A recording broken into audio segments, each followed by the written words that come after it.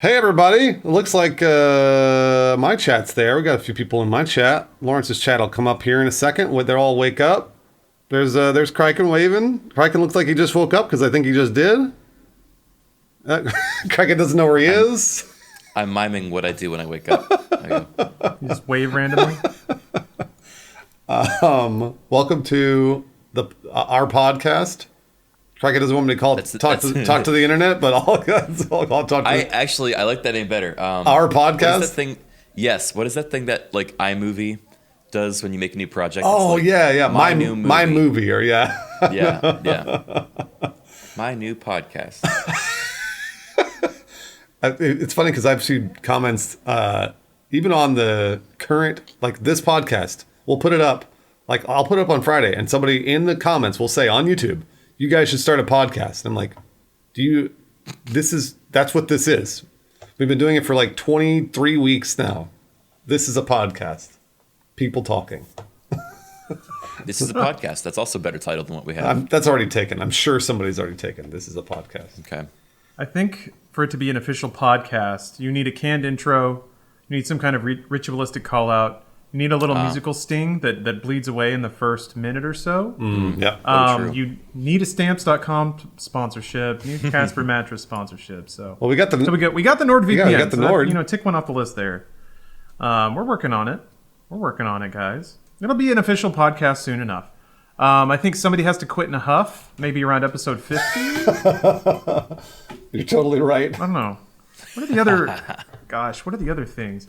We need some guy to spontaneously... I'm not volunteering for this, by the way. We need somebody to spontaneously try to do a Family Guy impression. Criken, looking at you. Peter! Hey, Peter! That's really good. Shockingly good. Jeez. It's been a bit on our stream for a while. This isn't a new thing. This is The Patrick Warburton voice. Yeah. Hey, Damn. Peter!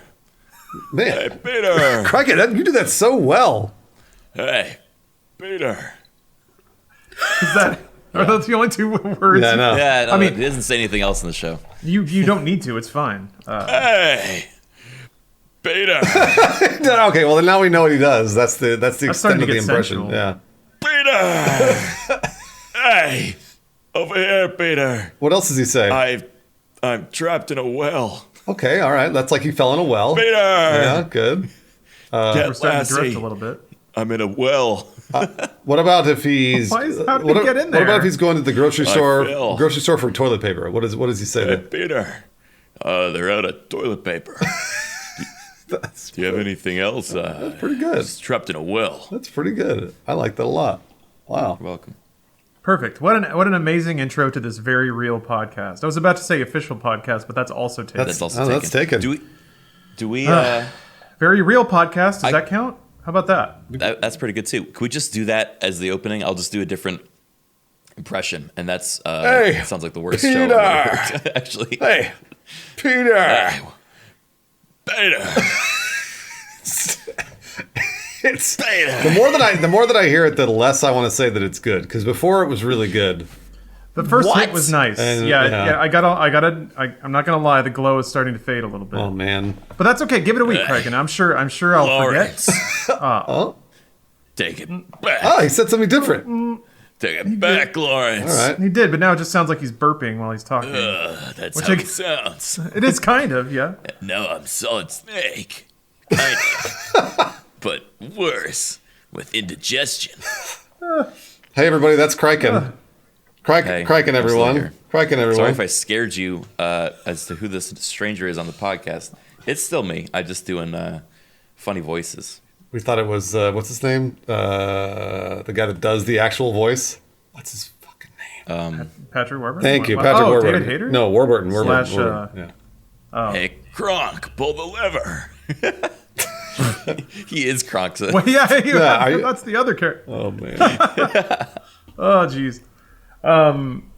Although now that I think about it, Solid Snake would probably have indigestion because all he eats are military rations and Calorie Snakes. Mate. And snakes. He is a snake eater. That's true. Wait, does he But really it's eat uncooked. snakes? Yeah, dude. they made a whole game about it. You never played it? No, I've never played any Metal Gear game. I keep saying that. What? Dude. I've never played a Metal Gear game. A snake eater, you can eat snakes, you can eat frogs. Snakes and frogs, really. You can kill an alligator and wear its head. as a Specifically, hat. doesn't like reptiles by the sounds of it. Oh yeah, no, he goes to town on those bad boys. I'm trying to remember because like you can eat rats, I think. Because if you equip a fork, you can just stab animals with a fork and then you automatically eat it. But if you tranquilize them and you carry them in a little cage in your inventory, and then when you eat them, you get a little cutscene of him eating an animal in the forest to prove how raw he is. That game was weird, man. But also like you'd have to like heal Snake, and then it would give you little cutscenes of him cauterizing bullet holes with a cigar because that's how manly That's he is. awesome. That's Yeah. pretty great. Metal Gear Solid 3 is a total like 80s action film wank. Like most, I mean, Kojima films usually or games usually are. Whatever. Lawrence, Yeah. Lawrence, So good. what should I play if I've which Metal Gear should I play if I've never played a Metal Gear? Like, what's the best I don't one? know how you're going to. That's the problem. I mean, I'd say Solid 1 and then 3 probably. Solid one was Those- on I think- I PS2. think- PS1. Oh, I started with 3.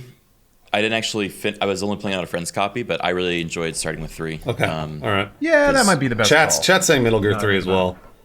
I think a lot of what really struck me is like, I mean, I think hardcore Metal Gear fans like probably, used to this stuff by now, but to a new player, there are so many little features that don't need to be in there at all, but are purely a creative choice that you're like really taken aback by, and that's really what made the difference to me. Is like it felt like a game that had so many just odd choices that really made its identity, I guess, which is I guess the point of it. All right. Kojima's always extra as hell. Yeah, I appreciate that. I wonder if Death Stranding was like for him a departure because he's like, it's not an action game. It's a game where you hike. Like, and everyone's like, oh, well, that's cool. Wow, revolutionary. I don't know. I'm not sure. I think it's a departure because it wasn't rooted in some kind of 80s movie that he grew up loving. Yeah, that's which true. is every other game he makes typically. Disregarding like Boktai and some of the other weirder stuff, or Zone of the Enders. Which actually, no way to take that back. Or probably grew up watching Macross or something. But that's old. We got to talk about new video games, right? New video games. Wait, hold on. Everybody's buzzing about Valorant, dude. Have We gotta- we either gotta of you guys played it? No. I've watched a lot of streams. Not because I want to drop. I actually don't. After watching a lot of streams, I don't think I really care to get a drop. But Whoa. I know. that's a spicy take. hot takes. I mean, with this whatever. spicy take from Lawrence. Criken's hot on the it should be impressions today. unexpected. I love it. I know. That's I love how I it. wake myself up. Oh, gotcha. Doing impressions. Yeah, that makes sense. It's working, dude. Whatever you're drinking. Oh, it's Look in coffee. the mirror. Yeah. All right, well, hold on. Oh. I played like 10 hours, 10, 12 hours of it. So I want to hear your impressions first. I'm curious to see what you think just watching the video game. Oh, of me? And Criken. I don't know if he's Okay, watched it at yeah. all, but I've only watched clips. I really haven't watched any streams. oh, gotcha. Okay. All right. It didn't seem like my kind of game, but It's not. more so that it's just sweaty, and Yeah, it's I don't really Wait, neither one of sweaty us. sweaty game. Yeah, Valorant is a sweaty game? Yes. 100%. And that it Yeah. does it make you sweat? No, sweating means just like try hard. It's just full of people try hard. Gotcha. I was not familiar with that verbiage. Oh, Thank you. really? Oh, wow. Yeah. I love that word. I guess I just don't play those games in general, so I'm not used to the verbiage within them. Yeah, it is a sweaty game. Not a big CS meets Brink. I guess that. It's Well, it's Disco Joe, that's a hell of a reference. Dropping the Brink verbiage, but no, it's Counter Strike Overwatch. Brink. I keep. Yeah. I've not thought about that game in so long. It's Counter Strike Overwatch, or if you want Counter Strike Apex, because it's basically like a shooter with abilities. Whereas Overwatch is not really a shooter with abilities. You could get by without actually being good at shooting if you wanted to in Overwatch. You cannot in Valorant. gotcha. But go for it. Sorry, Lawrence. Oh no, it's okay. I mean, to me, it looks the flow of the game, the vibe of the game, the pace of the game, the action of the game. It all looks like it hits Counter Strike beats, and I never really liked playing Counter Strike. I would do it just because it was the game to play. Like no one was playing Quake 2 or Quake 3 once Counter Strike came out, so that's just where the flavor was. I would go into servers just to hang out and chat with people, but playing was kind of incidental to that because most of the time I was playing Counter-Strike, I wasn't actually playing Counter-Strike. I was just waiting. Yeah. I was covering my hallway. I was covering my door. I was listening intently for a footstep or something. I get the tension of the match, and I get why people might like that, but boy, is that not for me. I like I play video games to hit buttons and do things. Sounds and like maybe you're that's, also not a sweaty gamer, Lawrence. Come over I here on don't- my side of the debate.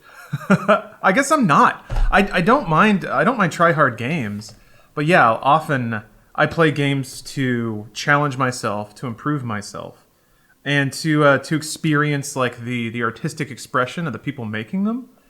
And I don't see any of those aspects that I enjoy in games in Valorant. To me, Valorant seems like, I mean, it seems super CS:GO. It is. Which is It is. the mind game is pretty cool if you're into that, which I'm not really.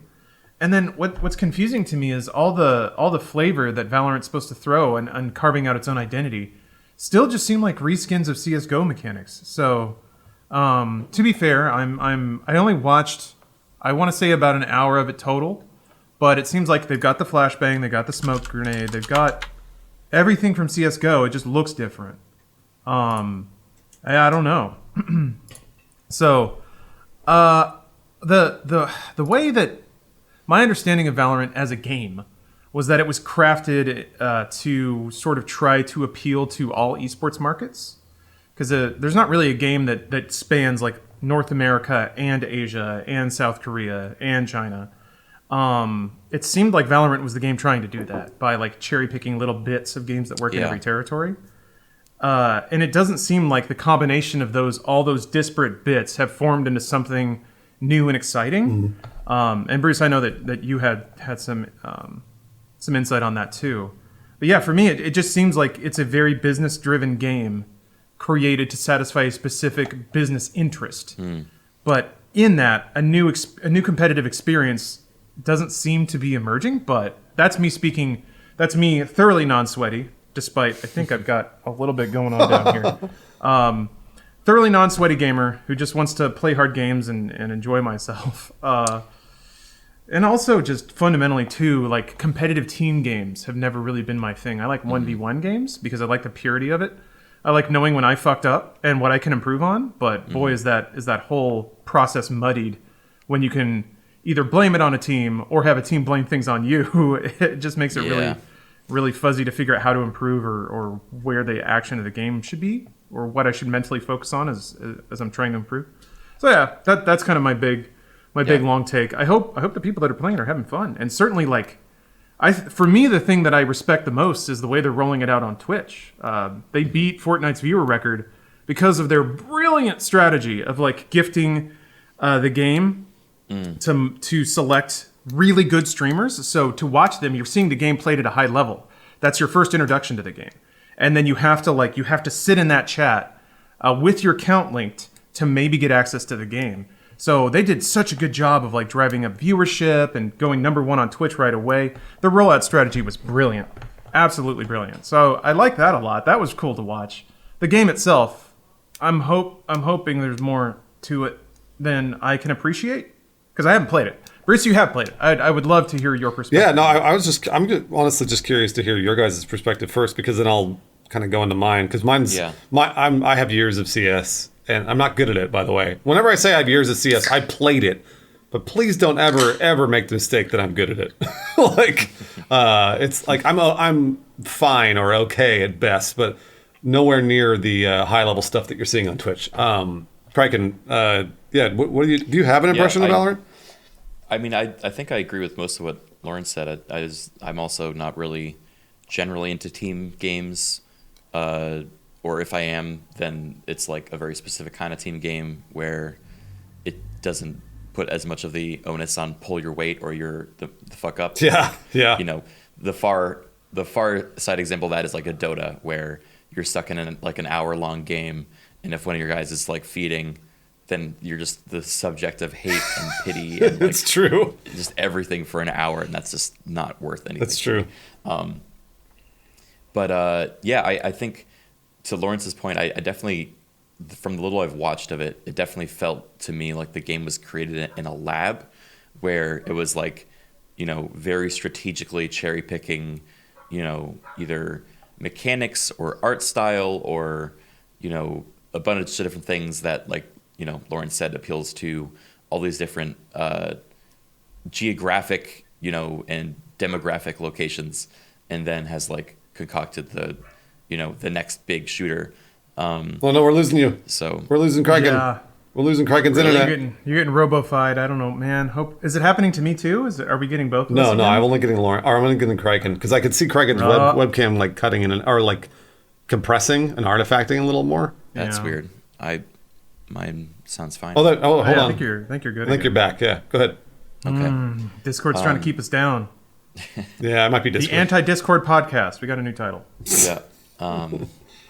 Anyway, I think it definitely felt very manufactured to me from what I've seen. Again, I haven't watched enough, so maybe there is like a lot of really original characters and thought or something in there that There's not. that There's not. okay. Well, in that case, I don't really have many opinions on it besides I kind of feel like it's the flavor of the month. It might be enough of Overwatch and enough of CS:GO that it becomes the next standard, but I don't know if I love the idea of every big new hit game just being another remix of the last two big hit games Right. over and over and over again, because then we're just going to be going in circles. the XFL NFL problem. That's the I mean, like, so yeah, I have played it. I played it a lot, and it was like as soon as I got into it, as soon as I played the game, first rounds, it was Counter-Strike. There was no ifs, ands, or buts, and it was kind of like I never ever felt like I didn't know where I was, or was like, oh yeah, okay, cover the angles. All the maps are designed exactly like Counter-Strike, and I think to Lawrence's point about marketing and making this game and all this other stuff, here's what I think Riot did. I think Riot, first of all, they decided that they're Blizzard, and they went, hey, we can make a ripoff of a game, but we can make it better. Because that's what Blizzard does. Blizzard takes genres and perfects them. They did it with World of Warcraft. They did it with Warcraft, actually, for RTSs. And they did it with Overwatch. Overwatch was basically it was a really elegant ripoff of Team Fortress. With all the different classes. It really was. I mean, like straight down to the engineers and Torb. But they backed it up with a really cool narrative. They had really cool characters with a lot of thought put into it. And again, Overwatch is just a more polished game than Team Fortress, barely, because Valve's an amazing developer as well. So they did that, and that's what this is. Riot thought they were Blizzard, and they're like, we can rip off Counter-Strike Go, but we can make it better, and we can make it free to play. We can make it accessible to the masses with Fortnite-style cartoony graphics and abilities. By the way, the abilities are really cool. I like the abilities a lot. I really do think it adds a nice little different dimension to a CS:GO game because you don't only have to be good at shooting, but you still do. If you're not good at shooting, you're gonna get shit on like Criken talked about, where everyone's gonna be like, "Oh man, you're terrible every round. You're terrible. Locked in for 25 rounds.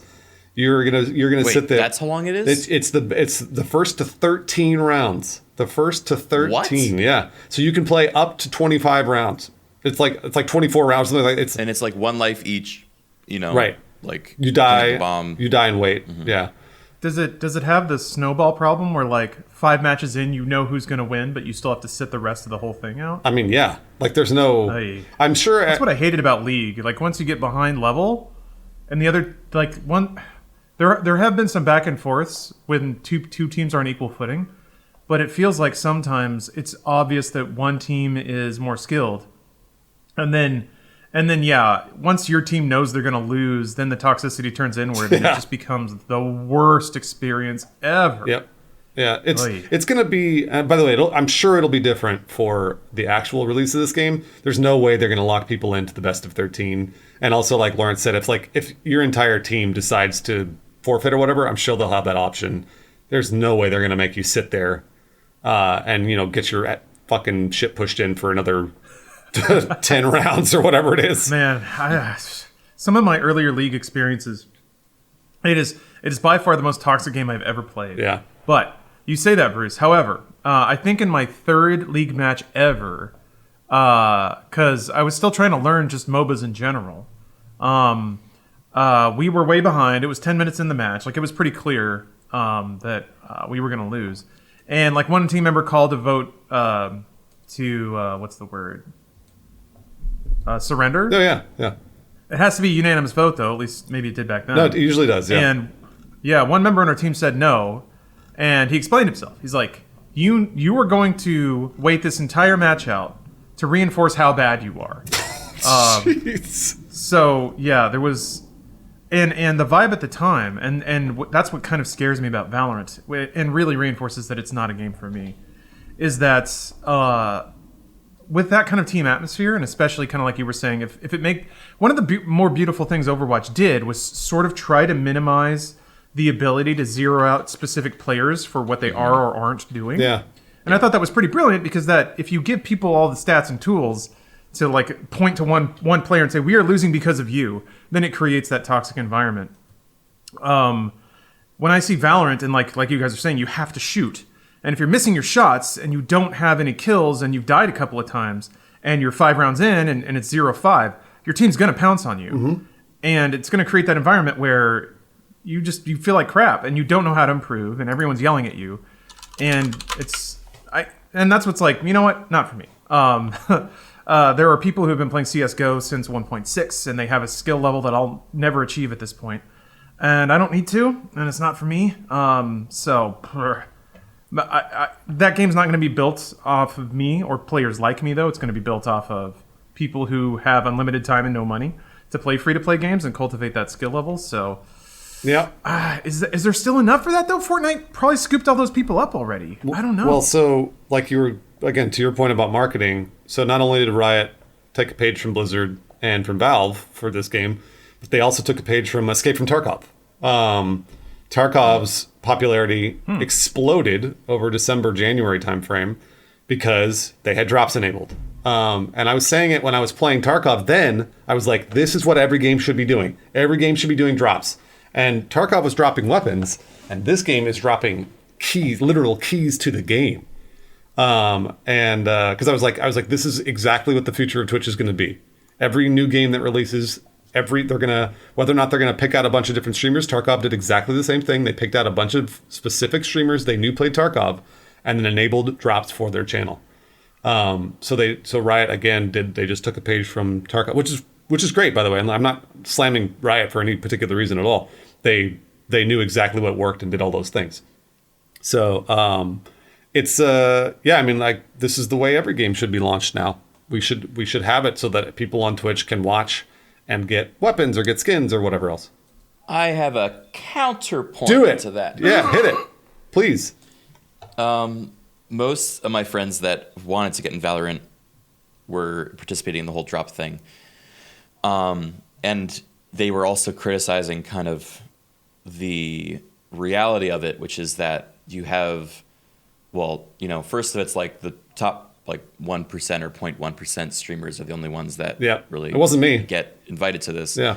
But also, it's not only that, it's also that most people watching it don't give a shit about the streamer. They're just they don't passively trying to gather the chance to get the drop. And so, although it's good numbers, it also, I think, reinforces kind of a weird dynamic. And you see accounts make 100 alt accounts that are all signed in and trying to just farm a drop. And I don't know. As a streamer, I don't know how I'd feel about that personally. I'm sure a lot of the 0.1% folks up there are like, hey, it's a views of you, but it seems like it's diluting the community and the culture of a stream if you're just kind of using it as a passive farming in a factory. By the way, I agree with all your points. It's a really good counterpoint. You're not getting the engagement that you want on a stream. You're not getting the dedicated viewership. You're not getting the people that are there to oh man, I love you, Jericho, or whatever, because Jericho's one of the guys that they signed on to do this. However, I literally just had a conversation a couple of days ago with people about ad buys, and I was talking about it. I was like, dude, my community's insane. It's just I love them. They're the best. They're super engaged. They're always around, et cetera, et cetera. And they're like, yeah, but what's your concurrence? Yep. And that's all that matters. So when Riot goes to sell their game to Coca-Cola, they went, yeah, we have 1.6 million people watching. Coca-Cola doesn't go, well, but were they engaged? or do they like Jericho? They don't give a fuck. They're looking for the 1.6 million concurrency, because Criken, down on the micro level, I completely agree with you. But on the macro level, nobody agrees with us, which sucks. Yeah, I was watching Jericho's chat, and Criken, you're 100% right. Yeah. There was very little discussion about the game. No discussion about Jericho. There were none of the signs of like a healthy community, which is people talking to each other about anything. Just it was yelling purely into a vacuum. It was a lot of confusion over whether drops were happening, what you had to do to get them, and it was just the same question cycling over and over again. And Tucker had to like every 5 minutes being like, drops are off. Yeah. Stop, like, and there was no amount of seeding that information that, because it's like, it's something I noticed way back when we were doing, like, for blogs and stuff like that, they would do giveaways. It's like, oh, we have a free game to give away, and you get crazy page views. But those people just landed and bounced. Like, it didn't lead to any kind of long-term growth, but to some degree, yeah, it is an element of playing the game. If you can attract somebody's eyeballs for just a little bit, then you can then sell that, and they're fake numbers, and it's not a good long-term strategy. But because what happens later is, like, you sell against those numbers that you had that one time when you were doing a giveaway or you had drops enabled, and then later your actual sell-through or your performance doesn't match up to those numbers you got because they were hyperinflated. It becomes a whole thing, and then the advertisers don't trust the numbers, and it's all a game, really, pushing back and forth. And it's interesting because I feel like, and Criken, actually, I'd love to get your perspective on this. I feel like for a long time, to some degree, Twitch streaming and being a Twitch streamer has been somewhat innocent, maybe the wrong word, but it is at least a very clean relationship. You're producing content, you're fostering a community. You get eyeballs, and some members of that community decide to offer up. Oh, I want to watch this. No, I didn't want stuff coming out of a pipe. Oh, it's disgusting. Sorry, go ahead. No, it's. Oh, look at it. It's so satisfying to see all that stuff come out. Anyway, I feel like the revenue streams for a streamer are pretty straightforward. You know, you either get direct revenue from your audience, you do ad deals where you represent a product and get some money for that. But I feel like to some degree there have been view botters and things like that. But again, I feel like that's all pretty straightforward.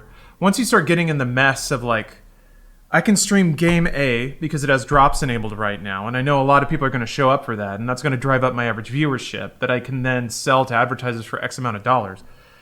Once you start walking down that path, it's something you can't really stop, because once you stop doing that stuff or playing those games, then your viewership drops back to normal organic levels. And then, you know, your other revenue drops off too. So I feel like this is the beginning of a weird whirlpool, or I guess maybe Escape from Tarkov, or even CSGO when they had drops enabled. It was the beginning of a weird whirlpool of like activation events and marketing stunts on Twitch that have started to introduce a different flavor to the streamer-viewer relationship. I don't know, Criken. What is your take on that, being around as long as you have?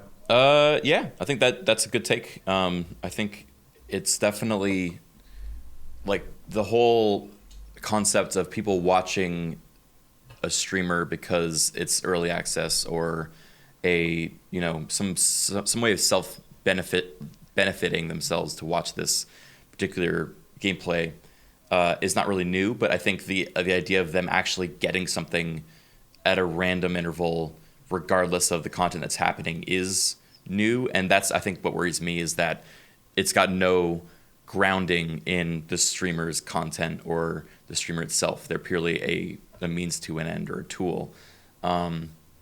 I'd be interested in seeing a world where these things are driven by engagement or in some other metric of participation within a community. Although that then becomes, you know, the streamer being the gatekeeper of these keys, which then becomes harassing a streamer to then give the keys out, and it's a difficult thing. So I think we're touching on some really interesting ideas. I like the idea that you can drive a giant influx of new viewers. It's just how to get them to be more interested in staying beyond getting their key and getting out. That I want to see some more experiments of, rather than, hey, look at all the numbers we got. This works. Let's not change the system, because I think the system needs to be changed. I don't think it's perfect the way it is. It's I mean, it's what Lawrence and I heard, and then actually, Criken, you probably heard this 100 times too. Top of funnel. Top of funnel is like a marketing term that we heard all the time at Funhouse and Rooster Teeth, and I'd probably Machinima too, which was basically like you're trying to get the most eyes on something, and it doesn't matter how you get them. You just want to get the most eyes, because then eventually, since it's at the very top of the funnel, you're going to they'll come down into the spots that they want to be in. So whether or not let's say they're at the very top of the funnel and they really like Rooster Teeth stuff. So they go down, they're like, I like Funhouse stuff. Well, I like Achievement Hunter stuff. And I like, Rooster Teeth proper stuff. Who knows?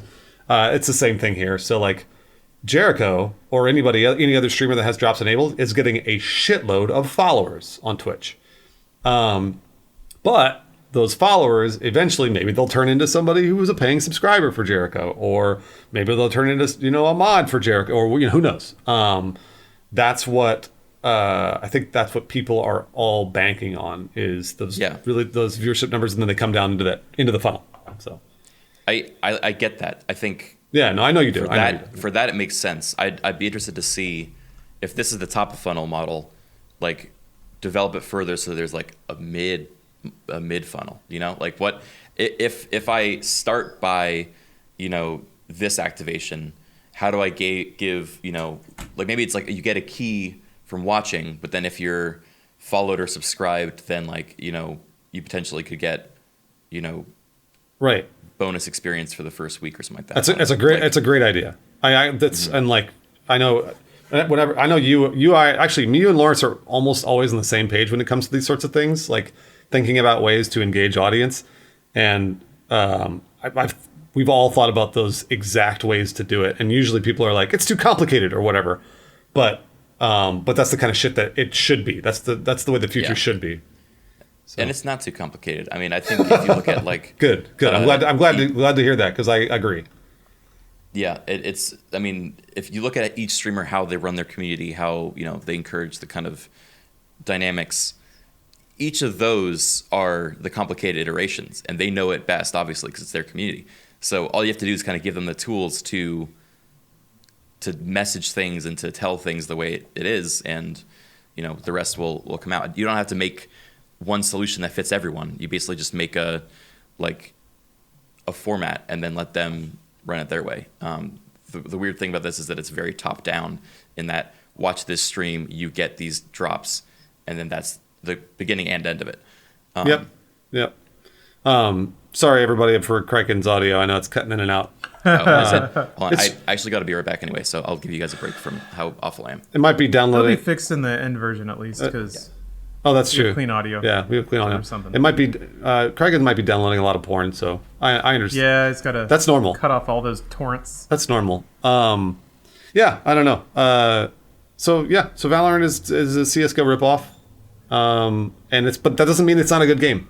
It is still that. I felt the same way about Overwatch when it came out. I was like, this is a Team Fortress 2 ripoff, but it was a really good game.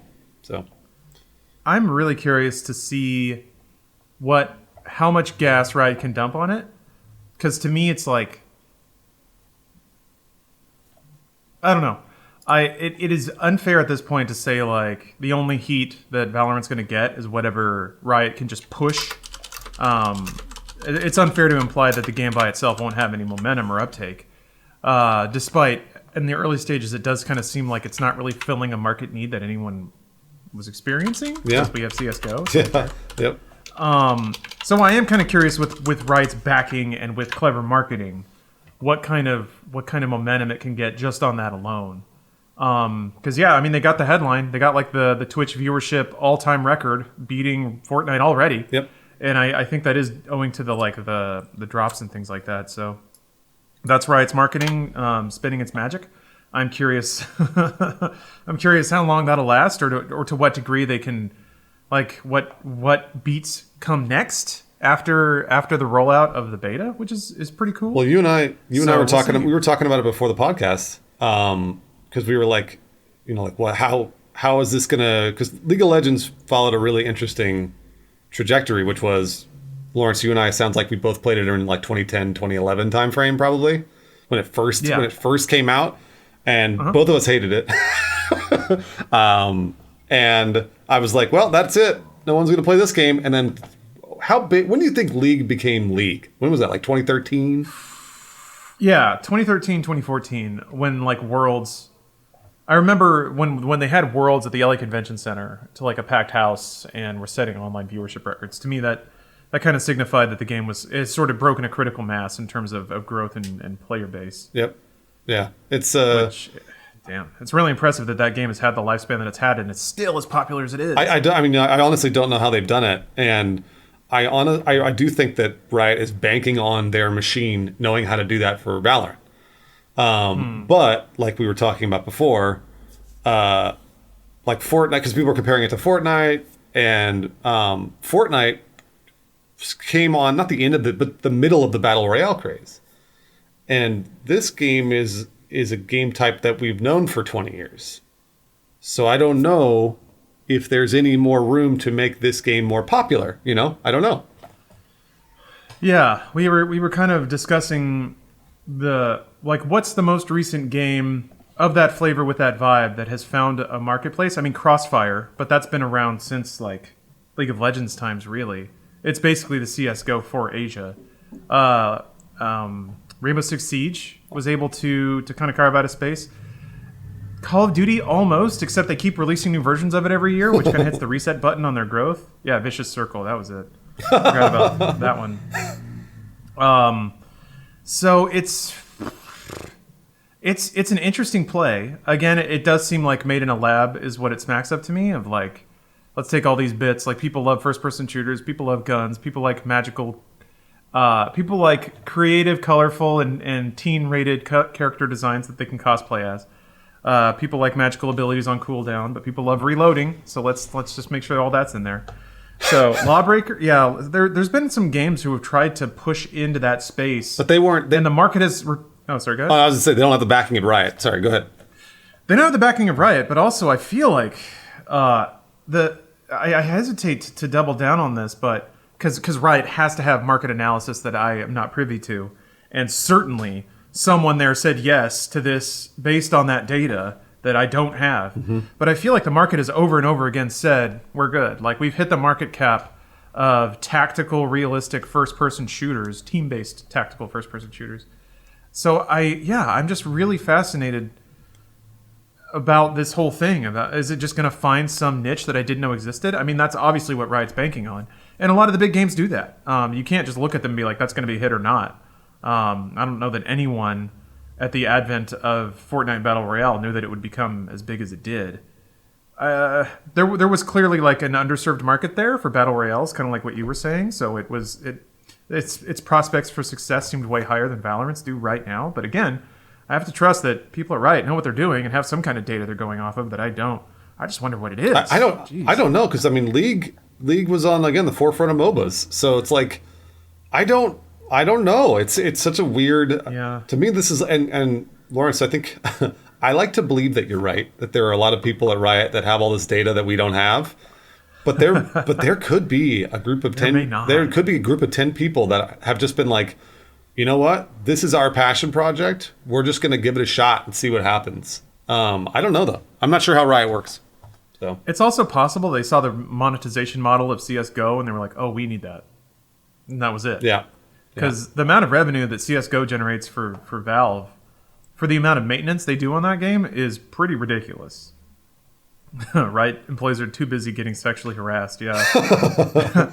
They get their deck of like market analysis, they flip open one page, and then a giant fart blasts them in the face. And damn it! And they slam it closed, turn on the fan, and by then it's time to go home. Like, come on, Mikey, why are you farting my book again? Yeah, you got my mouth open on that one. Actually, that sounds pretty fun.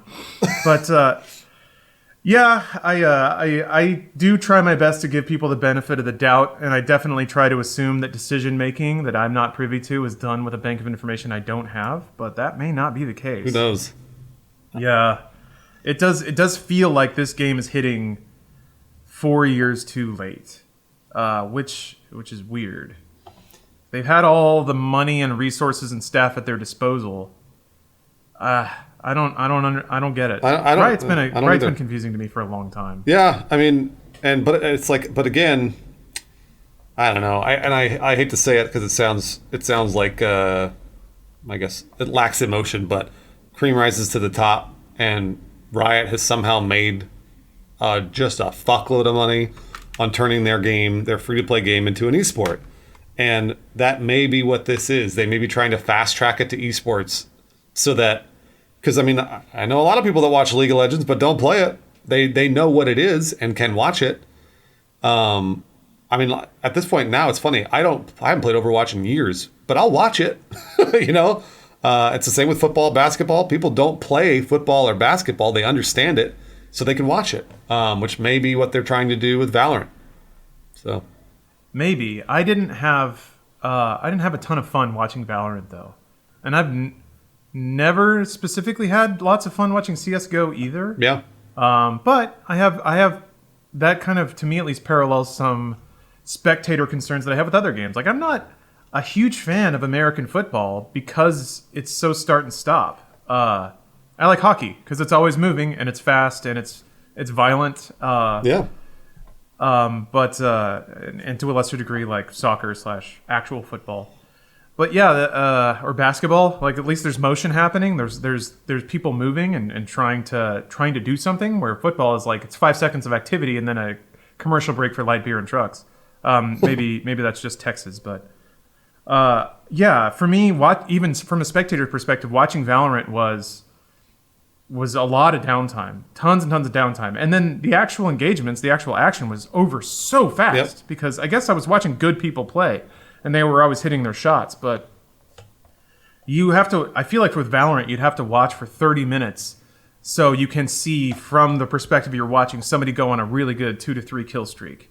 And those are some pretty high highs, but I feel like that doesn't translate as well as the Battle Royale atmosphere, because at least I agree. Then the simmering tension of waiting, you've got the audio, you got all that, but something about it like just doesn't feel as tense and interesting when you're just in the same spot on the map you run to every round.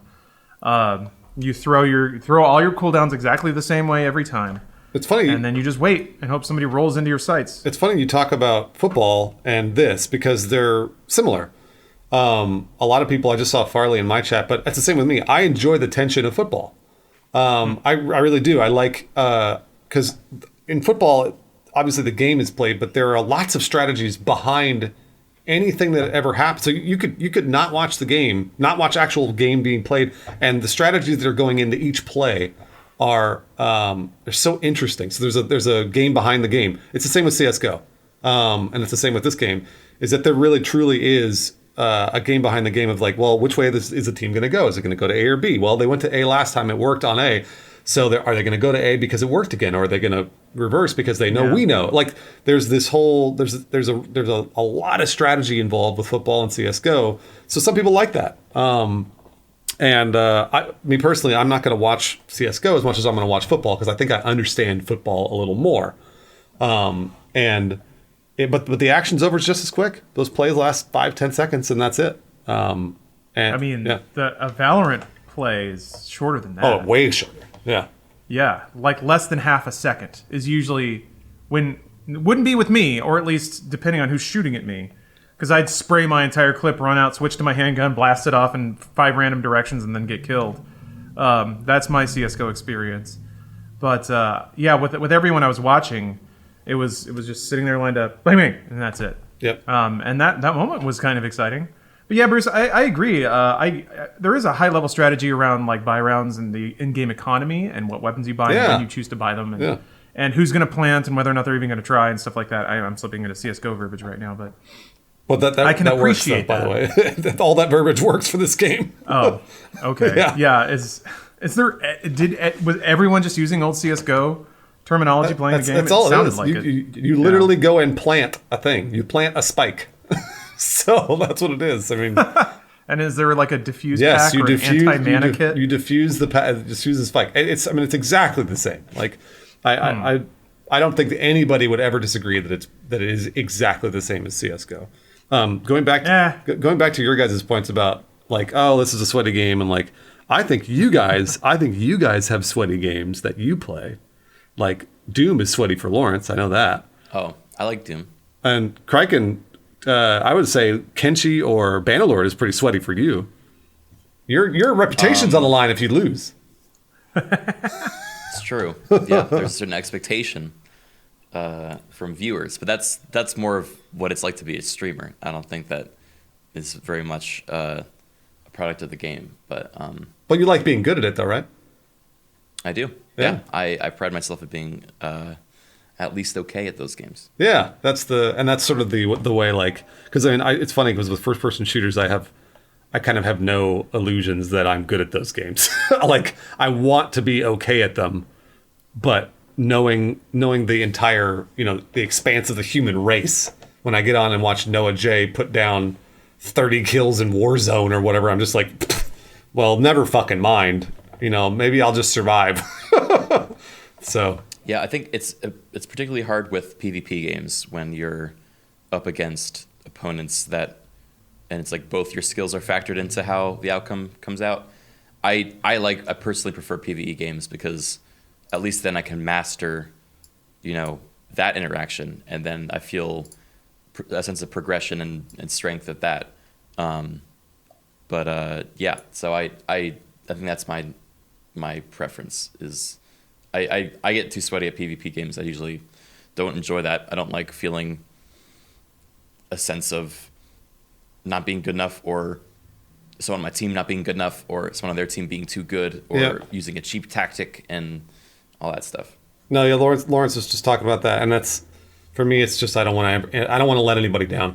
Like, I just want to be able to do the thing they need me to do, which is like, you generally stay alive. And that to me is even more pressure than being good at the game. It's just I don't want to let down my team and get shit on over and over and over, because that'll just neg me out of that game. Like, I'll just be like, never mind. And like, I enjoy playing the video game, but I don't want to play it anymore with the people that I'm playing with.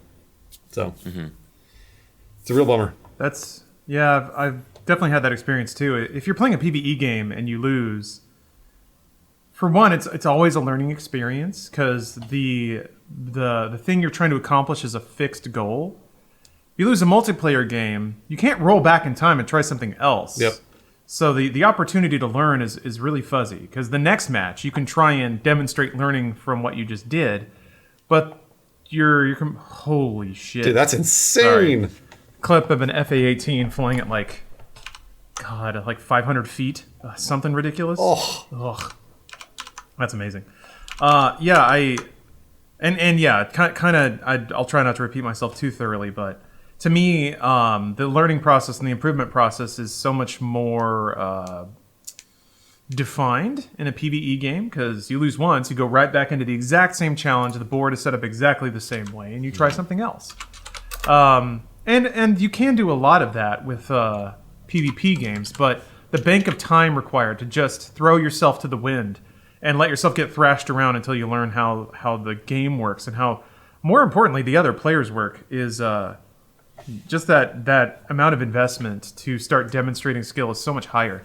And that's a virtue with most of those games. But yeah, I don't know. To me, it's like the factors of games like that, especially when you factor in the fact that it's a team game, and if you're doing pug games or something like that, it's just absolute chaos. If you get on a team with 4 people you've never played with against 5 people you've never played against, to demonstrate skill or to even acquire useful information in that circumstance seems so much harder. But maybe that's just my old man brain. I don't know. No, I mean, I'd see a bunch of people in chat saying exactly the same things that we're saying, which is like, yeah, I don't play Overwatch or Rainbow Six or whatever because I don't want to get called out. Like, you don't even get a chance really to practice those games. As soon, you don't. Like, you could go to the shooting range. People always like, all right, get back to the shooting range, you go back to practice, whatever. That's not anything near like what the actual game is like. So you don't have a chance to practice. You get in and you just get rolled over and over and over, and then everybody blames you because they'll go check how long you've been playing the game, or they'll check your KD, or whatever. They'd like check your record, and they're like, "Oh, this dude's brand new." No one will actually be like, "Hey, man, it's cool. Let's get through it. Let's get through it." Instead, they're just like, "Why are you here? Don't play this game ever again." And that sucks. That is the worst. That's gatekeeping So to the highest extent. Yeah, and there are people, and I feel like Valorant's going to be the same. Of if you're in the player pool and you get ranked in with people who have a bank of experience and want to play the game at a certain level, and you prevent them from doing that, they have no interest in making sure that you stay in the game. Yeah. I was going back to early League. I was told multiple times by different players that if I wasn't already good at League, I shouldn't even be playing because I'm ruining it for other people. And yeah, that made me just quit. I was like, I don't need this. I did see a good point, Bruce, in your chat. Somebody was saying this does, like, my point is moot because nobody would play chess if that were the case. So in terms of game design, like, chess is interesting. First of all, it's 1v1, which I always appreciate much more in multiplayer games. That's why I gravitate towards, like, fighting games, and I used to play a lot of StarCraft. But chess is interesting because, like a fighting game, it is a perfect information game. So you can see what the other player's doing as soon as they do it, and both players have the same amount of information, which is not true of something like Valorant or Overwatch or any game where the other player's activities are obscured. Now, that doesn't mean that it's a worse game. It's just a different kind of game. So for me, in my brain, and the way it works is that I love chess because when I lose, I know exactly what led to that moment. And it's very easy and obvious to see that the other player was superior. Same with fighting games. Like, if I'm getting my ass beat and I can see exactly what they're doing and I see both of our life bars and all the resources we have, it makes it much easier to learn the game, as opposed to something like Valorant, where I would squat behind a crate for 5 minutes and then just get blasted in the head and screamed at. Yeah. And again, I'm projecting a lot. I haven't even played Valorant, so it's kind of unfair to push these perspectives on it. But that's just kind of where my head goes because Valorant seems like a game where if you've played CS:GO and you've played Overwatch, then you've played Valorant. Like, yeah, no, it's true. You can just take the same mental experiences and then just kind of translate them into the new medium. So that's what it is. It's really. I mean, like, and it's not. I'm not simplifying anything. I can guarantee that the developers. I mean, I think actually Riot did hire CS:GO developers. Like, they hired them from Valve, and they pulled people from specific genres to do exactly this, and that's totally fine. Again, I'm not saying that that's a bad thing. I'm not saying that they're not innovating in other ways or whatever, but it is that game. And if you like it, if you like CS:GO, you're gonna love this game. You're gonna love Valorant. I mean, it's just that, except it's got abilities. So cool. Do you think this is going to, instead of being a new blow-up global hit, do you think it's just going to carve out a chunk of CSGO's player base? It might. I think that's what Riot is probably banking on for the first year or two, is the fact that they're going to have a really dedicated player base of 50,000 players that get on, spend a bunch of money. They have a few whales, that get skins or whatever, and then they'll put the weight of Riot's eSports division behind it, and then they'll broadcast it, and then it'll draw more players, and they'll broadcast it more, and it'll draw more players, and then it'll be this snowball effect like they did with LoL. So that's what I see. But I could be wrong. Yeah. Onto other hot angry takes from me.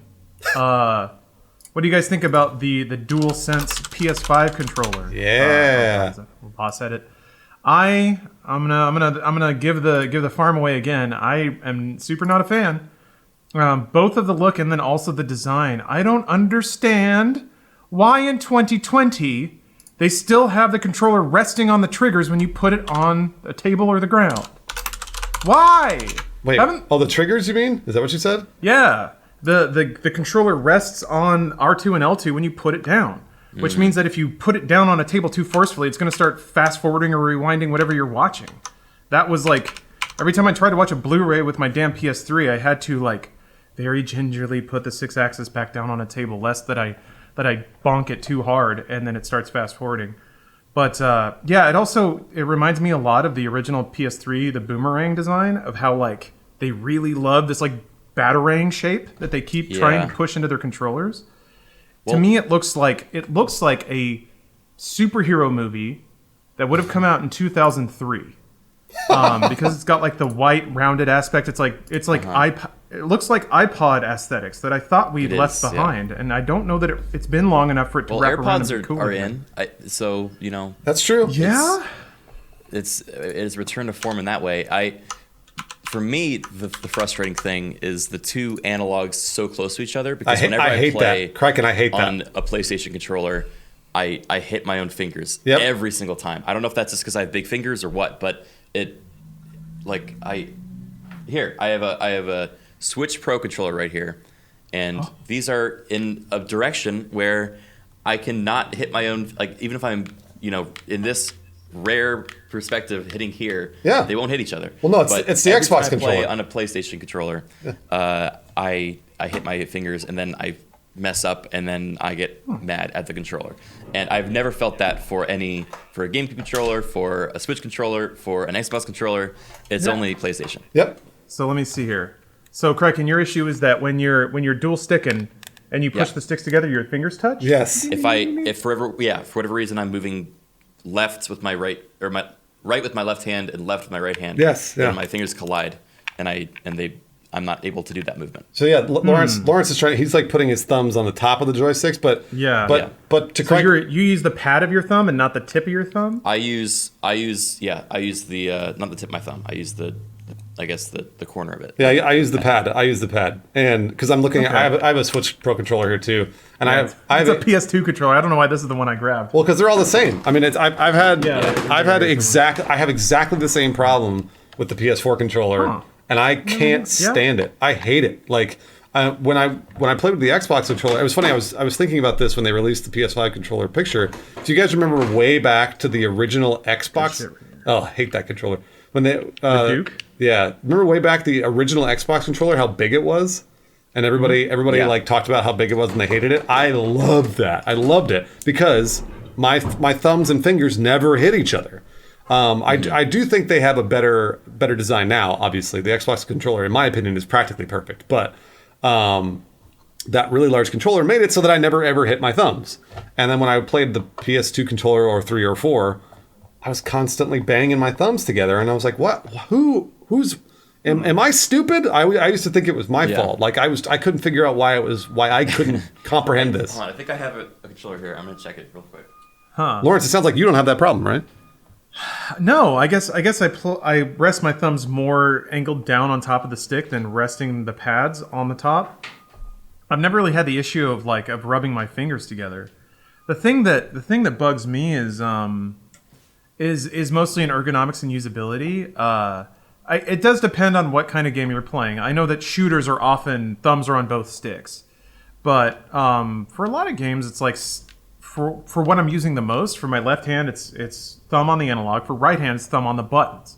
So it's weird to me the symmetric stick placement means that my left thumb is lower and my right thumb is higher when I'm playing most of the time, and that just kind of feels Oh, I weird see. to me. Yeah. So the Xbox layout, and it may just be familiarity at this point, but the Xbox layout to me makes the most sense because my left thumb is on the stick, my right thumb is on the buttons naturally, and those are the placements I use the most. So yeah, that's so that layout's kind of interesting. Criken, which controller did you learn on first? Which controller did you use for the Xbox or the PS4 or the PS2? I guess. I would say the N64. Oh yeah, me too. nice. Me too. Yeah, N64, then GameCube, then PS2, then Xbox 360, and then Okay. PS4 down the line. I have the PS4 controller here, and I still have the same problem. Oh, yeah. It's not as bad, but there's like just that middle thing. Yeah. I don't know if the new one is like the same amount of distance between these two analog sticks or not, but I remember hitting myself with this a couple times. Oh, definitely. Because the reason I asked that question, Criken, is because for me, I learned N64, GameCube, but I went straight to Xbox and never had a PS2 or one. So then when I picked up the PS3 or PS4 controller to play a game, I'd be like, "What the fuck is this? Why would they do this?" So I'm more biased toward what Lawrence said. That's actually really interesting. Maybe it's based on which controller you start with is how you move the analog sticks. Because I've always used I didn't realize it. I always use the pad of my thumb as opposed to it looks like Lawrence uses the tips. Like he has this arched kind of look. And I think with the N64 controller, it was like ridged in a way that if you had used the tips, It wouldn't work. it wouldn't work. Yeah. You had to kind of It wouldn't work. like use the pad of your thumb and kind of roll it around the sides in order to get grip. Yeah, you're right, because the PS3 are convex analogs. They're domed, So it doesn't really make sense for you to drop the tips of your thumbs on them. It's meant for you to roll the thumbs around, which means that the tips of your thumbs are going to smush together over the middle. Yeah. Huh. But I mean, Lawrence being the gamer that he is, I'm sure he played a ton of games on the N64 controller. So what made you make the switch from N64 using your thumb pad to the tip of your thumb? Like, do you remember why you did that, or if you did it?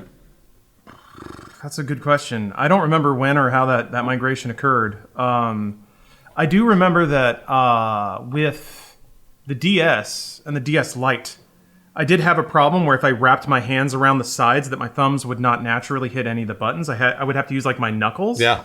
So I remember with that, I would get used to like I would use my pinkies to like cradle it, and then I had to basically like angle my fingers down on top and let the like console float in my hands as opposed to just master gorilla gripping it.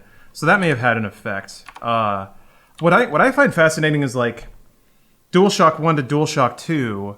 First-person shooters were there, but around like PS2 era, they were starting to take off as a mainline genre. But I think the DualShock design was for games that were either D-pad heavy or didn't really lean on analog sticks, and now they're kind of like standard in most games. So it's still weird to me that they make the D-pad the like default control thing on the left side of the controller. Maybe it's a copyright issue. Maybe they just can't make the same layout that other controllers do, or this is the copyright they have, so they're going to use it. I don't know. It's just strange to me that like as first-person shooters have grown in importance, I think that's kind of changed the layout of controllers too, which leads to the dual stick control, which makes the PS4 controller make a little more sense. But yeah, I don't know. I don't know. It's interesting because it feels like people made that migration, like you, Lawrence. You did it on your own, but Criken and I never did. And I don't know why we didn't. I can't figure out why. So I mean, it doesn't matter. It does matter to Lawrence when the new one comes out. I can't play it now.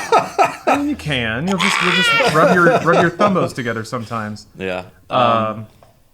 Personally, I didn't like the controller design that much because the first time I saw it wasn't revealed on whatever they revealed it on. It was on Twitter with all the pictures of it being a bikini, a cropped bikini. And now I can't not see that. Wait, and what? I just think of it as the bikini controller. All right, go back. I'll ruin your day. Yeah. I mean, it already looks... Go back where? To pull it up to see the controller. Okay, hold on. The just the design of it, the fact that it's two-tone, like... Is there a... Should I search something? It will never blend into anything. Big image. I mean, I'll describe the Oh, I visual see it. to you. I see it. Yes. Wait, I see it now. No, just pull up an image of it. Oh, I see what little you're saying. stripes. Yeah. Yeah, it's either the top straps or you can even think of it gosh. as the bottom crotch. It's like the visual proportion and the angle of it makes it very much seem like it is just a bikini. It's either a bikini or a tank top that is being worn by a controller person, and They're not good shapes. I hate to get so negative about it because I don't want to seem like I'm overtly shilling for Microsoft, even though I think their controller and interface game has been ridiculously good the last 10 years. What I think about is like, if you have that in your living room, it's going to stand out no matter what it's on or what it's around because it's the two opposite colors combined, and there's no way to not do that. So if it's on a black entertainment center, the white's going to pop. If it's on white, the black's going to pop. And there's nothing that makes it look like it's ever going to blend into your electronics. I know that matte black has, everything's been that for a long time. So that's, I get the need to kind of look different, but to me it looks like it's trying way too hard to be loud, visually loud. And I don't get that. I don't understand. After so many good years of understated design and just matte black controllers that look like they would fit in an entertainment center with other electronics equipment. Then there's this thing that looks like a weird PC case from 2008 with LED lights and everything. Do you think they're gonna? I mean, it might be going for the whole oh, you have a PS5 because you got this, fucking glowy controller in the corner of your TV system. Also, is the PS5 gonna be white? There's no way, right? I mean, that's what people are wondering. No way. God, I hope not. There's no way if they're going to do the two-tone with the console too and accent lights, like the current PS4 has accent lights and LED stripes and stuff. They're pretty subtle though, and they at least convey information. But man, if they do this like two-tone console thing, is that what the aesthetic of 2020 is going to look like? Is it actually going to look like millennial era sci-fi, like iRobot shit? Is that what we're moving into? I think we forgoed aesthetics when we all locked ourselves in. I don't think there's going to be any. It doesn't matter. Aesthetic. Yeah, it doesn't matter anymore. The aesthetic is sweatpants. By the way, I for the record, shorts, Criken. I see people in my chat being like, "You don't like it?" And I'm like, "No, I actually really like it a lot. I think it's cool." So, the controller design. Bruce is famous for having bad opinions. That's right. That's all I do. About? All I have is bad. Game of Thrones. That's right. No, Bruce is the most right out of all of us. I'm sorry. Bruce is the only one in touch with the common man. I'm sorry. I'm sorry. I love things too much. Apparently, I'm not allowed to like things, but the proletariat opinion. He enjoys all form of entertainment, regardless of its merit. Criken is the bourgeoisie, and by the way, I'd rather not be the bourgeoisie in this scenario because you know what happens to the bourgeoisie, right? Yeah, we get our heads chopped off. Yeah. Bruce, We you're get absolutely not. Criken and I are. You get more money until you die. No, but I actually must all go eventually. I really like it. Because to me it was different. So like that's immediately what because I was like, oh, that's neat because it's different. But now I'm worried that the entire thing's going to be white, and that might be a little weird. That's a good point. It is unique. Yeah, I love unique. Maybe I love it too. I don't know. I don't feel strongly about it. I just think it at a first glance it looks weird. If I had it, I don't like the ergonomic design of it because of the finger bumping thing, and that's enough for me to not like it. So yeah, I agree with Criken though about the design.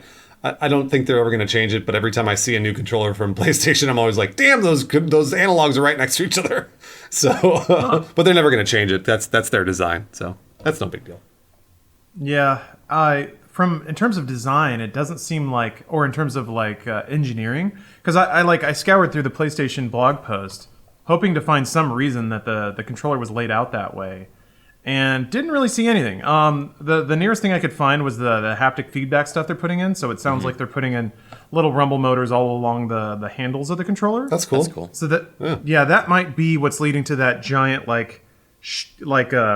plastic shell along the sides, so that it makes it a little bit easier to assemble if you're packing in a bunch of rumble motors around the sides. But and that sounds cool, I guess. I mean, Xbox One controllers at the launch of the One had the haptic triggers, which was neat for the 3 games that used them.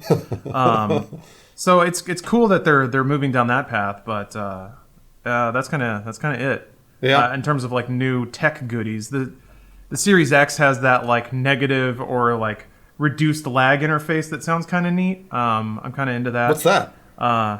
They basically are reworking the way that the controller not necessarily sends inputs, but the way that the console receives controller interrupt is that I would have to read it again to really remember the nuts and bolts of the tech, but essentially they're trying to make it so that games can process inputs a couple of frames earlier than they do right now. Really? Which is kind of neat. It's possible the PS5 is doing that as well.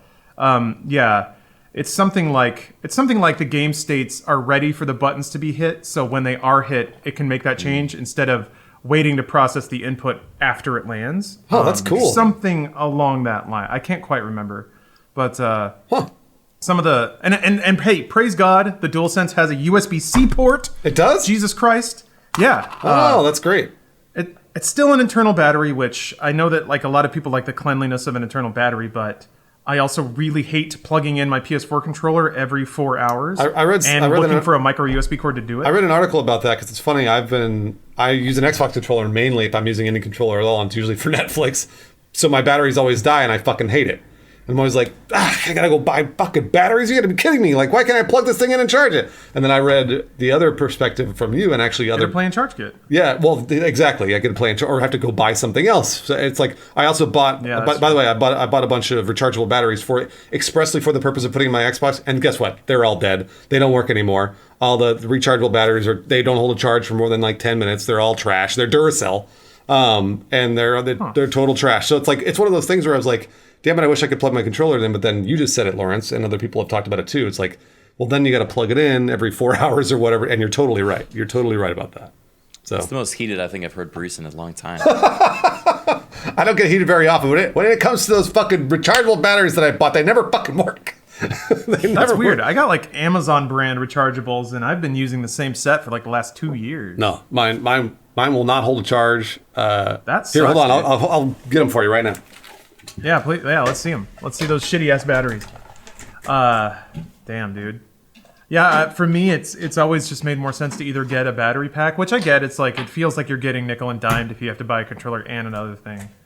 But oh yeah, he's getting them. Yeah, they're right there. Damn, Bruce has been working out. Get a little bit of that backside there. Look at this. All right, so it's these little guys here. They're Duracells. Oh yeah, you can't see them on your guys' side, I don't think. But they're Duracell, like they're just Duracell rechargeable. They're nice Duracells. And I bought these off Amazon with like the little kit that plugs them in, and it's a Duracell charger and everything, and they don't work. They had never worked. They're trash. And I feel terrible because I don't want to like ruin the environment, you know? Like I want to recharge batteries and not have to keep doing, using the one-time use batteries. So they're trash. Yeah, well, I mean, your motivation was in the right place. It just sucks that it didn't work out. Yeah. Because I've got a rechargeable bank and some. I bought like 20 batteries off Amazon for $12, and I've been using those for years and years.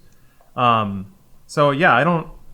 I'm sorry to hear that. Also, I guess Duracell's not going to be sponsoring this podcast anymore. I'll have to buy. I mean, who knows? Maybe I just bought the wrong. Like maybe they're refurbished or something. But you said the Amazon rechargeables are good. I mean, they've been working really well for me. Okay. I know that we always used Eneloop stuff back at Funhouse. So yeah, I don't know how expensive those are though. I'll look into it because these are just. I'm gonna have to throw them away, guys. I'm sorry. Man, This is a bit of a left don't turn, apologize but to me. I had a really big discovery on my stream last night, and I wanted to share it with you guys. Please. Please do. Are you all familiar with the Knuckles songs? Oh yeah. Yeah, Knuckles the Echidna in the Sonic games. Specifically, there's a song from Sonic Adventure Battle 2 called I think Desert Canyon, or is it Dust Canyon or something like that. It's one of the stages battles, and it starts off where it's the lyrics are just crazy because he calls Rouge the Bat sexy and says What? is one of the lyrics. So the lyrics I always thought was insane. Okay. And it starts off with a phrase or a word that I never understood. It goes Echidna, and then he starts like rapping. And for the life of us, we heard the song many, many times because I'm playing a playthrough where I play as Knuckles and the rest of the Sonic gang, and I keep playing the song. And we could never figure out what he's saying until eventually someone said he's trying to pronounce Echidna. Yep. He says And we Echidna? were like, yeah, and I'm like, that is as far from how you pronounce Echidna as possible. And then 5 hours later in the stream, when hearing it again, someone else said, that's actually the Japanese pronunciation of Echidna. Oh. It's Echidna. And then the rest of the rap, I mean, is just, normal English. So once that happened, it blew my mind, and it now I like the song. So just wanted to share that with you guys. Now you like the song. So just because, so it sounds like the person that was singing the song maybe doesn't know English very well and was told. Rapper. It was. They were just saying Echidna in the Japanese It's a pronunciation. reference. It was either a reference or it was a translation that didn't translate, or it was a direction from the developers on how it should be pronounced, or it rhymed. It didn't. The thing is, it doesn't rhyme with the rest of the sentence, so it's not like it had to be pronounced Echidna. It's just a weird opening. It just Echidna, and then it goes into like the rest of the rap. I don't know. I encourage everyone to go look it up on their own. It is a weird song for the lyrics alone, but at least we have solved that part of the mystery. That Echidna is Echidna in Japanese pronunciation. The Japanese pronunciation of Echidna. Well, now I know, and I will take that knowledge with me to the grave. Or I'll only have it in my brain for the next 10 minutes. It's probably about right, and then I won't remember it ever again. Well, I encourage you to share it with as many people as you can in those 10 minutes because I had feared the same, and then I found myself returned to it now in this moment, and I felt the need to share before it left again. So Criken, can I, now that you're not Robot Voice anymore, I want to ask you, number one, I think I'm addicted to Bannerlord because I haven't played it every day, but I'm constantly thinking about it because I want to take over. I gotta use the restroom. I'll be right back. Okay, yeah, because I want to take over the entire, what is it, the entire area of, was it Calradia? Calradia. Calradia. Yes. I want to take over Calradia. Is that possible? Number one, is it possible to take over the whole of Calradia? Yep. Okay. And then number two, at this point, I've gotten to a point where I can get my party to about 80 people. What's the max size of party that I can get in Bannerlord? I don't know if there is a max. It is determined by your renown, which then factors into your clan size. So based on your clan number is how many people you can recruit. But then it also is derived from your stewardship and leadership skills. Right. And that's the tricky one because both of those don't like are in a tree that don't support most of the other game. So you basically have to keep putting points into a thing that you probably don't have a high skill in naturally. So for some reason, when I started the game, I put a lot of points into stewardship and leadership because I was like, hey, you know what? I want to do this because I feel like I'm not a very good fighter, but I feel like I can lead my men. So that's what I did. Good advantage. Oh, great. Okay, good. So yeah, that skill is ranked up by specific acts. Leadership's really hard to get up. Stewardship, you get up literally by having a variety of food in your party. And yes, yeah. It has to be just different types of food. And if you have enough of that, you'll gain stewardship experience every single day to the point where mine is maxed out pretty much on my save. And with the tweak mod that I use, it rebalances how stewardship and leadership factors into your party size.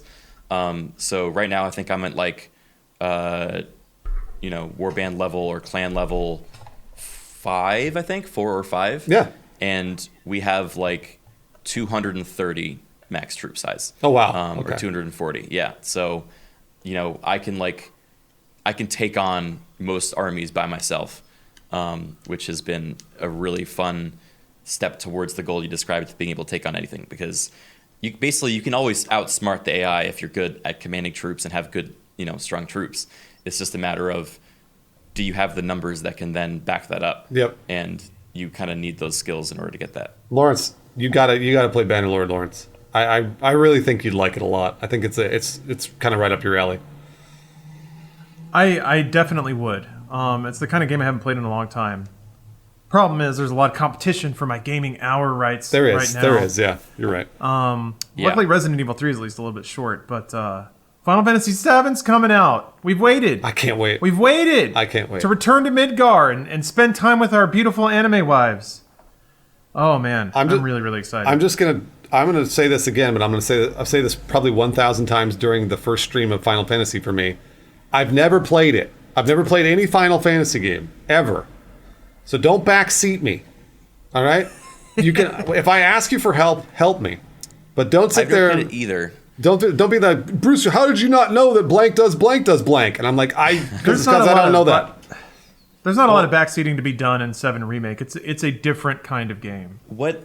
So for someone that has never played it either, I feel it's difficult for me to want to play and to jump in now. I know this is like probably the best game for me to try because it's like everyone's telling me it's like the best Final Fantasy game there was, and then it's being remade. But I feel like there's such a gap of knowledge. It's kind of like the Kingdom Hearts problem, right? Where it's like there's such a gap of fan base and lore and everything that, to jump in now, even if I had any curiosity, I feel like I'm just at the disadvantage of, a decade of fandom. So is there any words you would have for a potential new player that would make me feel better? Sure. That's super valid and 100% understandable. The thing that's difficult to communicate and to some degree doesn't even stick even if you can is that each game is wholly distinct. The difference with this game is it is a remake. I don't think there's ever been a Final Fantasy remake before. There's been re-releases and like HD versions and stuff. I guess no. Wait, Final Fantasy 3 on DS. Like in the weeds, whatever, it doesn't matter.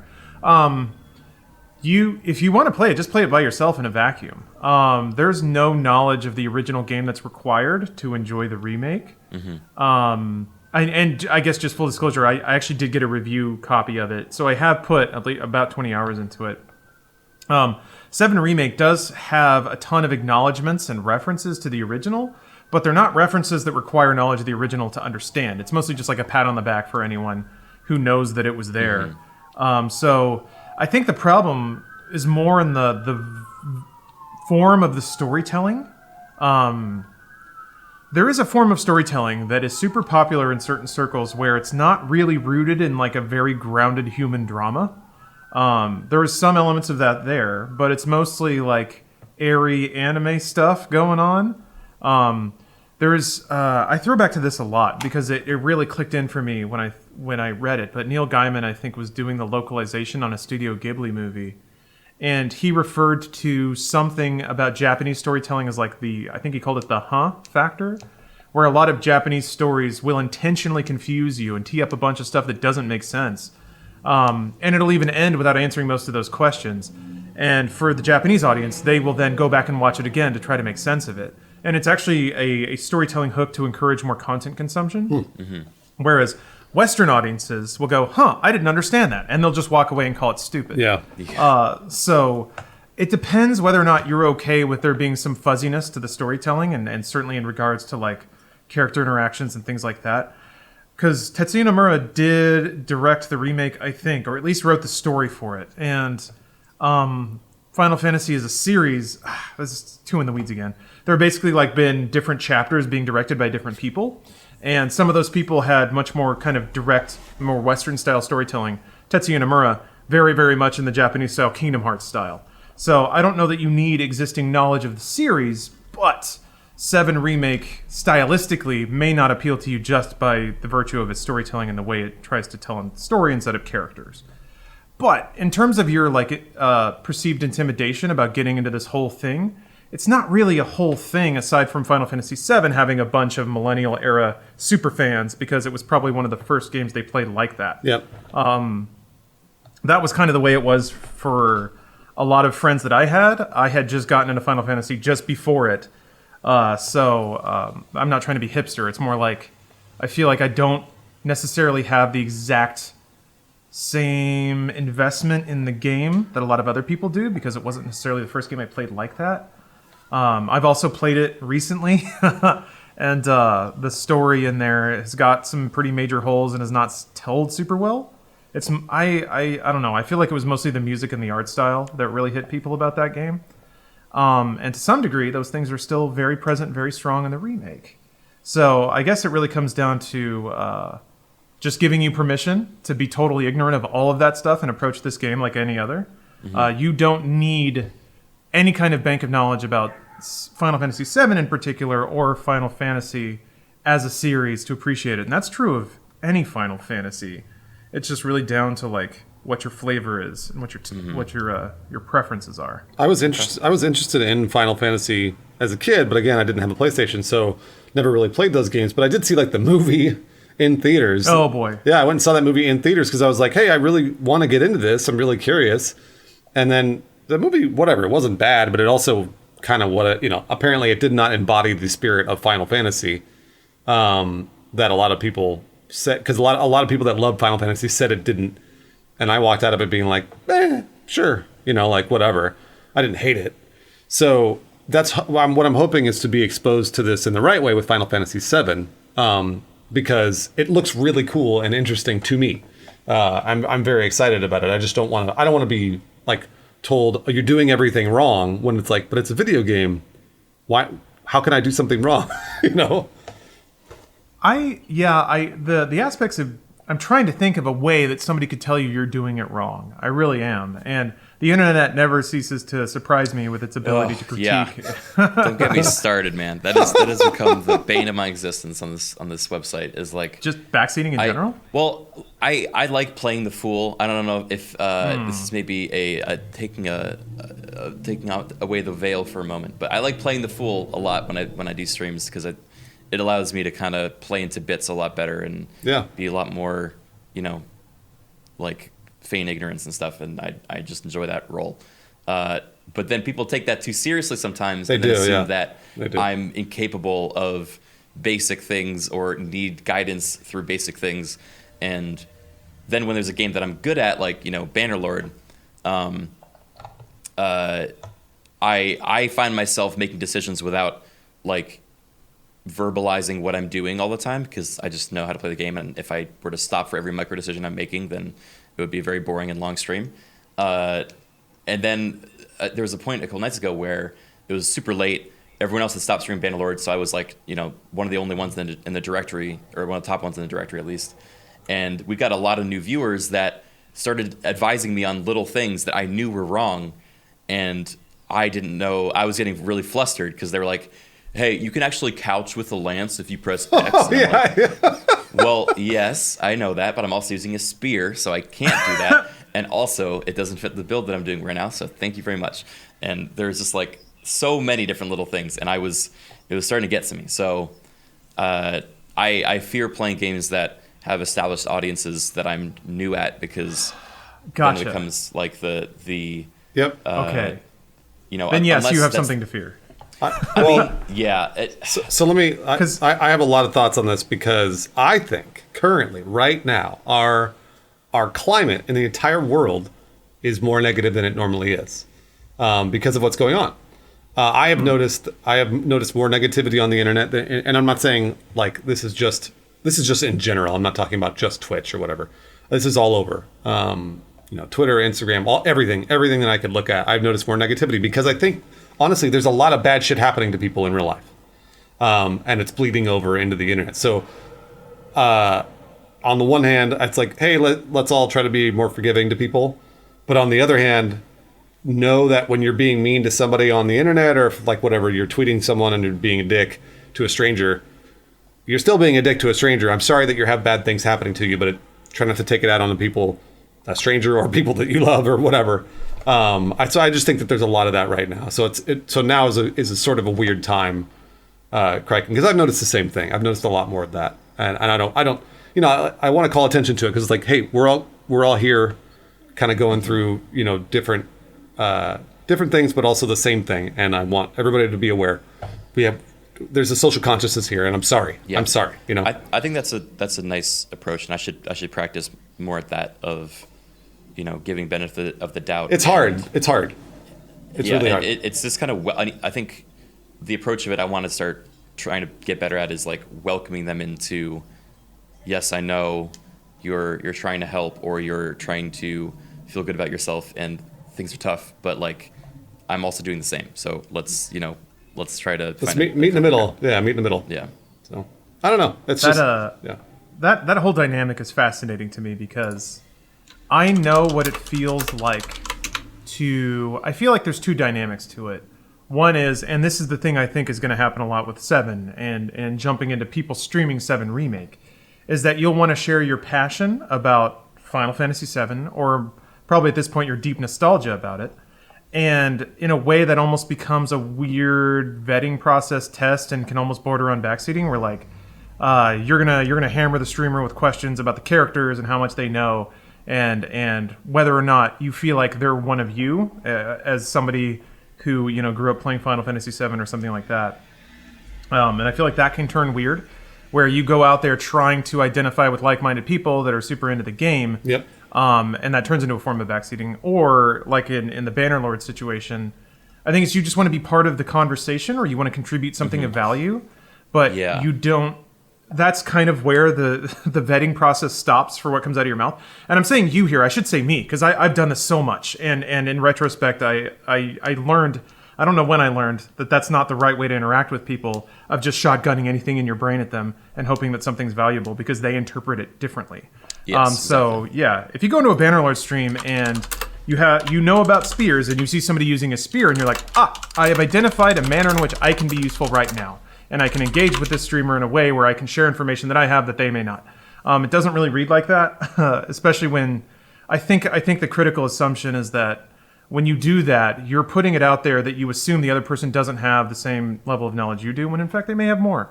Yeah. So that's the dynamic that I try to remember when somebody's doing that I don't want to say to me, but behaving that way in chat. It's like I try to remind myself they're just trying to connect and communicate.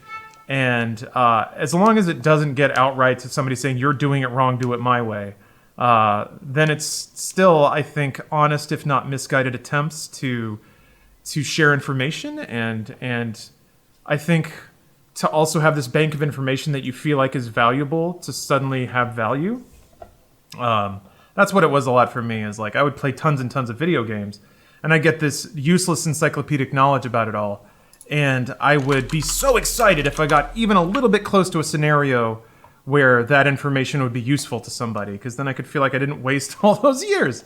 But yeah, it doesn't really play that way. And I feel like it's an aspect of being comfortable with yourself and also being comfortable knowing something and maybe not saying it out loud all the time. Yeah. Or phrasing it in a certain way. Yeah, I saw somebody in your chat, Lawrence, be like, "Hey, negativity on the internet's nothing new," and they're totally right. I've just noticed more of it, and it's just, and I'm like, it was very clear to me right away why, because we're all going through a global pandemic right now. Like we're all doing our best to sort of live our lives relatively normally, but the shit's impeding on every single thing we do, and it's very, and like, you know, a lot of us are in really, really tough times. And I hope that everybody knows that everybody's going through tough times. Everybody has their families going through tough times. It's just something to be aware of. We're all in this together. I'm not going to sing that stupid song, but really truthfully, we are. So Sing Imagine. That'll make everyone feel better. yeah, yeah, right, exactly. No, I'm not saying to do that. Like, donate to charities and stuff like that. That will help. But anyways, that's Criken, that whole, like, you can press X to do this. The thing that I like to think I'm pretty impervious to trolling, and I'm going to put it out there right now, though. The one way you can get under my skin is to, if I'm playing a game, like at the highest difficulty, to just chip in a little tip about basic game mechanics. Those are my favorite. Of like, I played this game for 60 hours, and then somebody's like, "Oh, you didn't pick up that health pack." I'm like, yeah. yeah, I know. You're right. I forgot that health packs give me health, which prevent me from dying. Yeah, like when really I didn't pick it up so that I could double back in the level in case I, faced the worst enemy higher, like further along. Yeah. Like you had this whole thing planned out, and they're just like as simple as like, you missed that, streamer, go back, you missed it.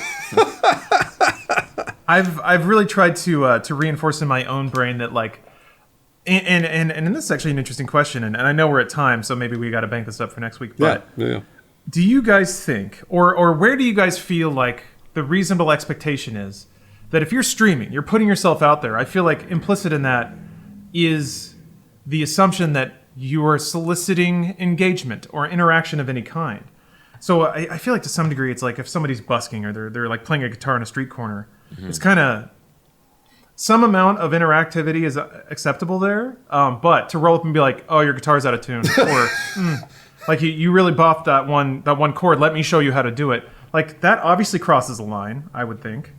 But where does that line exist on Twitch of like helpful suggestions versus rolling up to somebody and the first thing you have to say to them is an implied critique about what they're doing? Well, Lawrence, what you said is important because you talk about on the street, that's not anonymous. And on Twitch, it's anonymous. So it's completely different because this person can roll in and be like, "You didn't press X to couch your lands," and then bail. You'll never see him again. Right? Yeah, the response you give is on deaf ears because they left the stream as soon as they gave their advice.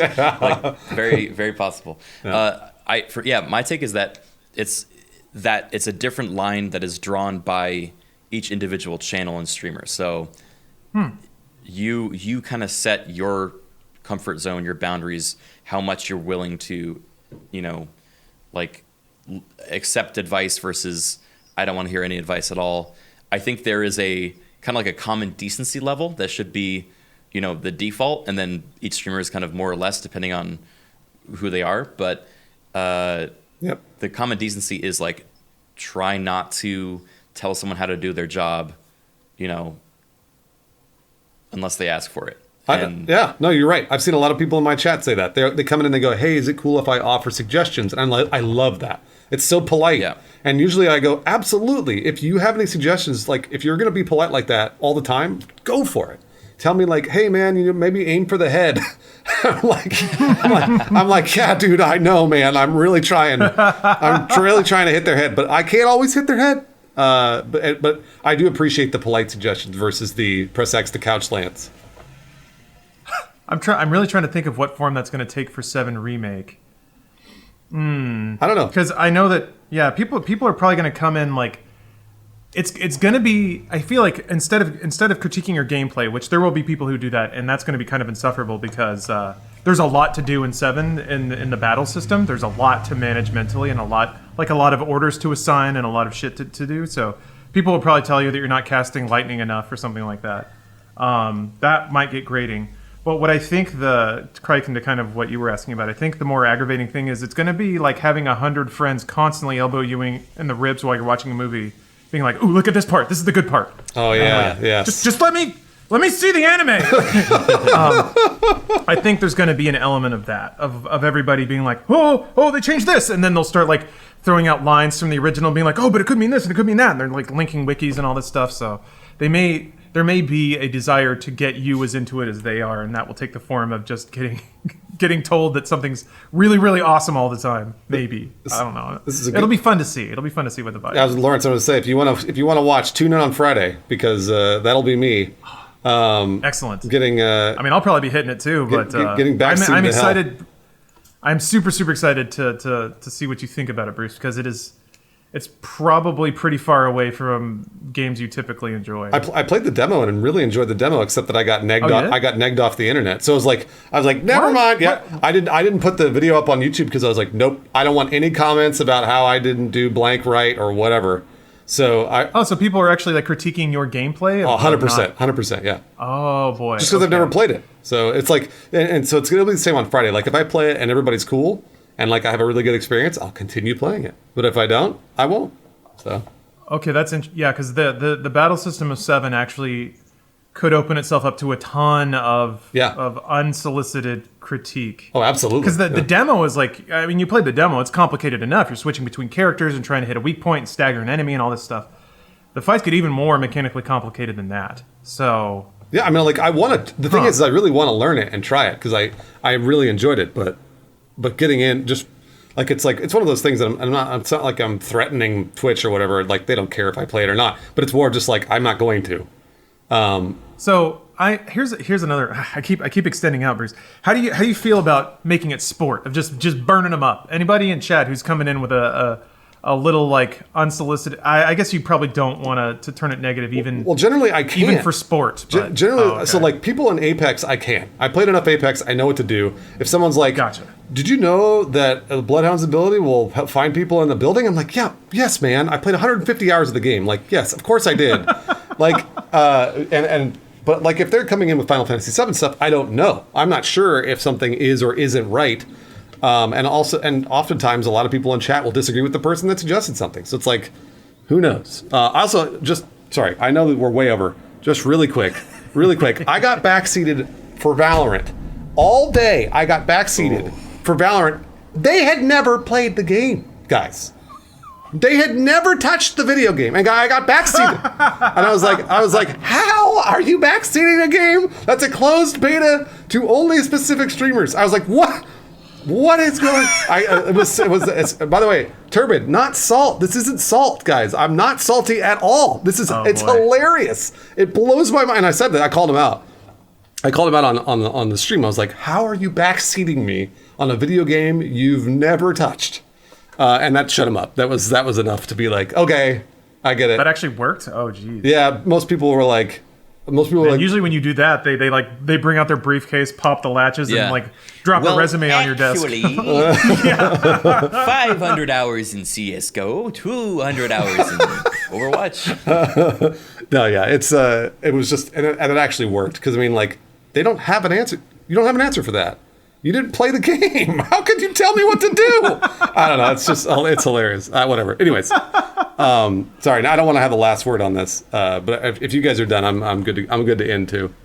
No, you have the last word. Okay. Yeah, you got it, Bruce. Okay, that's it. All right. All right, guys. Well, well, thanks for that. Thanks for watching. Yeah, I'll be interested to see how Final Fantasy turns out for me. I'm really excited about it. Whew. So. You guys be nice to Bruce. This is his chance to get in to experience anime. If you, I mean, look, Don't ruin it if for you gatekeep me, I'm gone. That'll be it. Like, I'm just not going to do it anymore. So it'll be that. Be like Criken, who's like, come play Bannerlord, and he's like suggesting things for me and being nice to me when I want to play his game, versus Final Fantasy, if you shit all over me. I'm like, why would I ever play this game again? I'm not gonna. Why would I do that? Yeah, welcome, if you're a fan of the game, welcome new fans into the game. Yeah. With, like, this is what I loved about it. And, you can share your story without telling them how they should, experience their story. Yeah, exactly. All right. Yeah, thanks for watching. And I'll end the recording right here. Bye, everybody. Same. Bye, everybody.